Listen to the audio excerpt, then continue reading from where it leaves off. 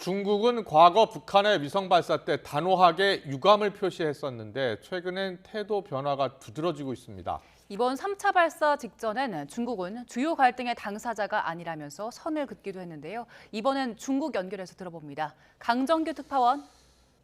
네, 베이징입니다. 네, 어젯밤 발사 때 북한이 중국에 사전에 고지를 했을까요? 중국 쪽에서는 어떤 반응 나오고 있습니까? 네, 한미일 3국처럼 안보당국 차원의 긴박한 움직임은 감지되지 않습니다.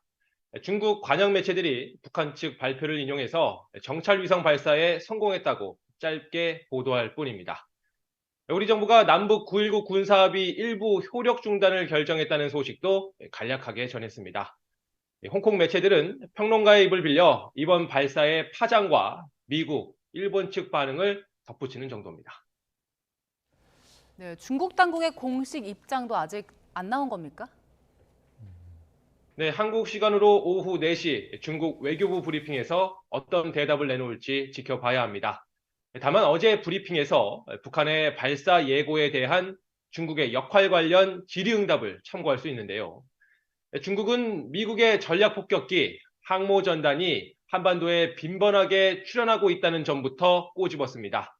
이어 한반도 정세 경색을 방치하지 말고 실제 행동을 통해 정치적 해결을 봐야 한다고 주장했습니다.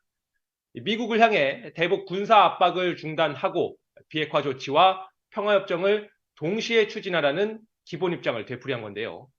눈에 띄는 점은 한미 양측에서 거듭 제기해온 역할론에 중국은 당사자가 아니라고 분명히 선을 긋는 발언이 나왔다는 겁니다. 직접 들어보시죠.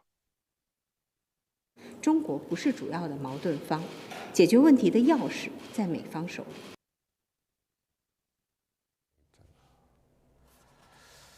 네, 이 3차 발사 성공의 배경에 러시아의 군사기술 협력 가능성이 제기되고 있습니다. 이에 대해서 중국의 입장은 뭡니까?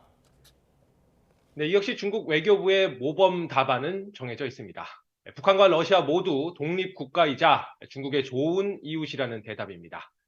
즉 국제법 위반 소지가 다분한 북러 군사협력을 제지해달라는 한미 당국의 요구를 거부한 겁니다. 그러면서 중국은 잘하고 있으니 미국이나 제 역할을 하라고 날선 반응을 보이기도 했는데요. 지난 10일 중국 외교부 브리핑 내용 직접 들어보시죠. 中方一直致力于维护半岛的和平稳定，希望美方做好自己该做的事。 네, 북한의 이번 발사가 유엔 안보리 결의를 위반한 건데 여기에 대해서도 지금 소극적인 태도인 겁니까? 네, 북한이 우주 로켓을 발사한 건 1998년 이후 모두 8차례입니다. 이 중에 위성이 궤도에 진입한 건 2번, 2012년 12월과 2016년 2월입니다.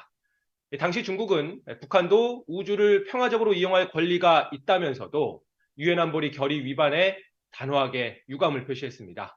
2012년 당시 중국 외교부 발표 직접 들어보시죠.